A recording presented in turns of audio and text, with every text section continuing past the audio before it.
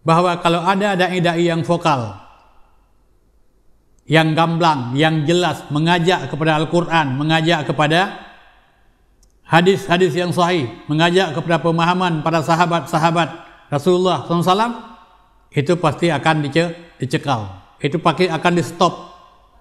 Jadi siapa pelakunya?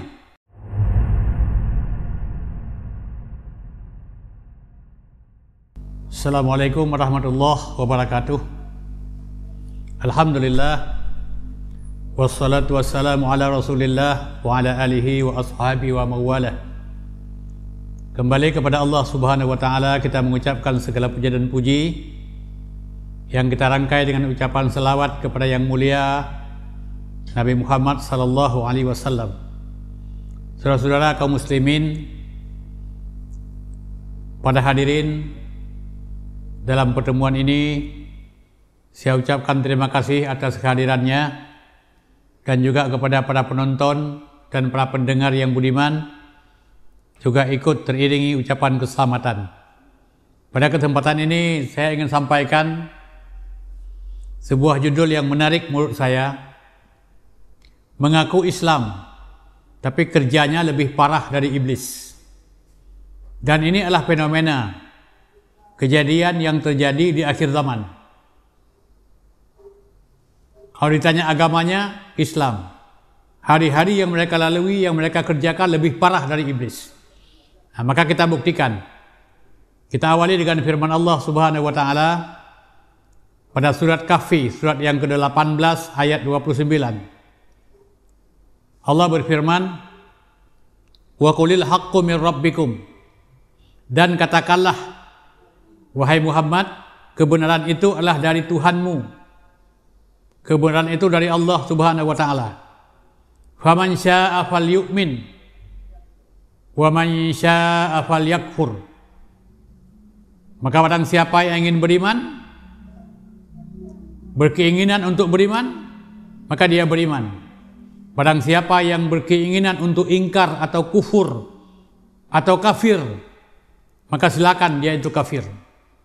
Jadi Allah subhanahu wa ta'ala dalam ayat ini memberikan dua pilihan kepada manusia. Yang pertama, memilih keimanan, beriman kepada Allah subhanahu wa ta'ala. Yang kedua, memilih kekafiran. Tapi di balik itu semua, setelah manusia mengalami kematian, Allah akan siapkan azab yang pedih. Dan Allah akan siapkan air yang menggelagak yang terbuat dari besi di neraka. Asyiral muslimin, manusia hidup punya dua golongan. Golongan yang pertama, golongan mukmin. Golongan yang kedua, golongan kafir. Jadi tidak dikenal dalam Islam ada golongan samar-samar. Jadi maka Islam hanya ada satu. Di balik itu, kalau bukan Islam, kalau tidak mau memilih Islam dan keimanannya, maka dia digolongkan dalam golongan kafir.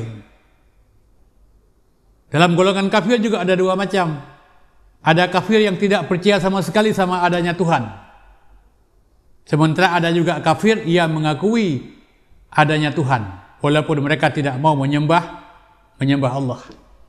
Jadi yang menarik adalah Allah subhanahu wa ta'ala menciptakan segala sesuatu berpasang-pasangan. Allah ciptakan siang, Allah ciptakan malam, Allah ciptakan pagi, Allah ciptakan sore. Kalau ada kegelapan, ada yang terang. Ada yang benar, ada yang salah. Ada laki-laki, ada perempuan. Ada yang hak, ada yang batil. Ada akidah, ada kesyirikan. Ada sunnah, ada bid'ah. Jadi indah sekali, manusia tinggal memilih. Pada hari kiamat pun Allah ciptakan tempat dua, surga atau neraka. Mau pilih surga bukan nanti, sekarang. Kalau orang memilih neraka pun, ya sekarang. Jadi hari-hari yang kita lalui di Indonesia hari ini, kita lihat Islam semakin tidak jelas. Islam semakin kabur. Padahal kita hidup di negara yang mengakui syariat. Kita hidup di negara yang mengakui adanya Tuhan yang Maha Esa. Tapi ternyata pemahaman agama, pengamalan agama semakin hari semakin tidak jelas. Riba kita lihat merajalela. Maksiat itu ada di mana-mana. Yang aneh, tatkala sebuah negeri mengakui tegaknya syariat, manakala ada orang buat kejahatan secara terang-terangan itu dibiarkan. Coba lihat di seluruh Indonesia, riba merajalela dikerjakan di instansi-instansi resmi. Dibiarkan. Sementara ada seseorang yang membawa seorang perempuan ke tempat gelap. Dia berkhalwat di sana atau mungkin lebih daripada itu diintip rame-rame. Padahal di dalam syariat tidak dikenal adanya pengintipan. Allah mengatakan wala tajassasu. Jangan mencari-cari kesalahan orang. Kalau mau ditangkap, mau diadili, orang-orang yang melakukan kesalahan sesuai dengan fakta dan kenyataan. Dia mengaku Islam, kerjanya lebih parah dari iblis. Kita lihat suap ada di mana-mana. 249 triliun di Departemen Keuangan sampai hari ini masyarakat belum tahu persis siapa dan kemana. Di Departemen Pertambangan juga seperti itu, yang mendatangkan kemiskinan bagi seluruh rakyat Indonesia. Kalau kita perhatikan firman Allah Subhanahu wa taala di dalam Al-Qur'an Karim pada surat yang kedua ayat 185, Syahrul Ramadan alladzi unzila fihi al-Qur'an hudal linnas wa bayyinatin minal huda wal furqan. Jadi Al-Qur'an sebagai hudal linnas, Al-Quran sebagai Al-Furqan, pembeda yang hak dengan yang batil, ini semakin kabur dalam pemahaman dan pengamalan. Padahal seorang mukmin membuktikan dia itu mukmin bisa membedakan yang mana yang hak, yang mana yang batil. Dan yang diharapkan kematian seseorang nanti adalah kematian sebagai seorang yang betul-betul beriman kepada Allah Subhanahu wa taala. Mati dia sebagai seorang muslim. Wala tamutunna illa wa antum muslimun. Tidak mati dalam kondisi selain daripada itu. Makanya kalau hari ini ada dakwah yang hak, ada dakwah yang benar, ada dakwah yang secara gamblang menyampaikan Al-Quran, menyampaikan sunnah, mengajak manusia untuk berbuat yang baik, mengajak manusia untuk berbuat yang ma'ruf, meninggalkan yang mungkar, itu banyak orang yang enggak suka. Maka sekarang lebih banyak dai memilih dakwah-dakwah sejuk, dakwah yang diterima oleh para koruptor, dakwah yang bisa diterima oleh para pelaku-pelaku suap, dakwah yang bisa diterima oleh orang-orang yang melakukan kecurangan. Jadi kalau ada dakwah yang hak, menyampaikan Al-Quran, menyampaikan hadis, menyampaikan ijma' para sahabat, itu langsung dituduh ini dakwah radikal, ini teroris. Kenapa tuduhan itu muncul? Dan dari siapa itu muncul pemahaman seperti itu? Ini orang-orang Syiah di belakang mereka, orang-orang yang anti dengan Islam, orang-orang yang hari ini berpura-pura sebagai Islam, tapi dalam kehidupan sehari-hari mereka itu tidak mengamalkan Islam. Makanya kalau kita lihat praktek-praktek kesyirikan dalam kehidupan masyarakat itu tidak tersentuh dakwah. Kenapa? Karena para dai sekarang memilih posisi aman. Yang penting setelah saya menyampaikan dakwah ini, saya akan dipanggil lagi. Kalau dai vokal itu akan dicoret. Maka apa yang terjadi? Kemungkinan satu saat nanti akan ada sertifikasi dai di Indonesia. Supaya apa? Supaya dai-dai yang enggak sesuai dengan selera penguasa hari ini itu bisa dicekal. Dulu di Birun pernah dibuat sebuah aturan bahwa setiap dai itu harus harus ada sertifikat dari MPU.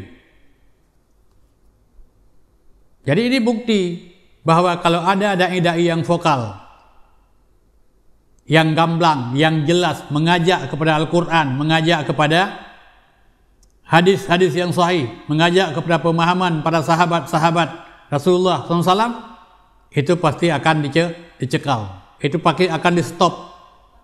Jadi siapa pelakunya? Bisa dipastikan itu pelakunya orang-orang yang anti dengan Islam. Mereka itu didukung oleh para koruptor supaya para koruptor aman melakukan korupsi di seluruh Indonesia. Jadi Al-Quran sebagai hudan linnas, hari-hari yang kita lalui semakin tidak jelas. Padahal kalau kita perhatikan, orang-orang yang melakukan kesyirikan, para korupsi, para koruptor, orang-orang yang makan riba, itu kan orang-orang yang menentang Al-Quran, itu orang-orang yang menentang Rasul, itu orang-orang yang menentang agama.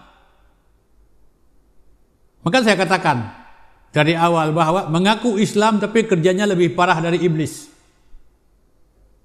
Kita lihat iblis. Iblis 80.000 tahun hidup dalam keadaan beriman kepada Allah. Dan kalau Allah perintahkan kepada Nabi Adam untuk bersujud, dan kalau Allah Subhanahu wa taala memerintahkan untuk sujud kepada Adam,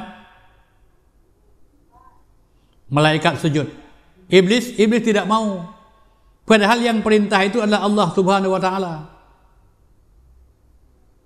Kenapa dia tidak mau? Karena menganggap bahwa hukum yang dibuat oleh Allah itu enggak benar. Akhirnya iblis meninggalkan hukum Allah, mengambil hukum yang sesuai dengan selera dan hawa nafsunya. Maka Allah melaknat iblis sampai kapanpun, sampai dunia kiamat. Allah mengekalkan iblis dalam neraka. Satu ayat yang dilanggar. Bayangkan dengan perilaku orang hari ini, kadang bukan satu ayat, puluhan ayat Al-Quran dilanggar oleh manusia hari ini. Jadi kita bukan sembarangan mengatakan orang itu kafir, orang itu salah. Tatkala orang melanggar Al-Quran, jangankan satu ayat, jangankan satu kalimat, jangankan satu huruf Al-Quran dibantah, itu kafir kepada Allah Subhanahu wa taala. Lalu siapa orang mukmin? Kita lihat surah Al-Hujurat ayat 15. Innamal mu'minuna alladzina amanu billahi wa rasulih summa lam yartabu. Orang mukmin itu orang yang beriman itu adalah orang-orang yang beriman kepada Allah. Orang-orang yang beriman kepada Rasul, summa lam yartabu, mereka tidak ragu sedikit pun dengan Al-Quran. Dan mereka senantiasa memilih perjuangan. Wajahadu bi amwalihim wa ampusihim. Mereka berjuang dengan hartanya, mereka berjuang dengan jiwanya. Jadi itulah orang mukmin yang benar. Nah, jadi masyaallah muslimin, jadi kita ini jangan termasuk orang yang apa disebut oleh Allah, apa tu'minuna bi ba'dil kitab wa takfuruna bi ba'd. Sebahagian ayat diingkari, sebahagian diamalkan yang sesuai dengan selera, yang sesuai dengan kepentingan. Kalau ini agama sesuai dengan selera, kalau ini agama sesuai dengan budaya, kita ikuti. Kalau agama enggak sesuai dengan hawa nafsu kita tinggalkan. Jadi inilah apa yang terjadi dalam kehidupan orang beragama hari ini. Islam tidak demikian. Mengamalkan Islam itu secara integral, secara menyeluruh, sesuai dengan surah Al-Baqarah ayat 208. Jadi iblis diusir dari surga melanggar satu ayat. Bagaimana orang yang melanggar puluhan ayat hari ini mati kemudian disolatkan lalu mau masuk surga? Itu sebuah impian yang tidak pernah kesampaian. Maka mari sidang jamaah yang hadir pada kesempatan ini dan pada pendengar sekalian, kita bertanya pada diri kita, mukminkah saya menurut Allah? Bukan beriman saya menurut kehadiran orang-orang banyak. Jadi kita buktikan di hadapan Allah, saya ini adalah orang yang beriman. Jadi mudah-mudahan yang saya sampaikan ini bermanfaat buat kita semua dan bermanfaat buat para pendengar pada kesempatan ini. Lebih kurang mohon maaf.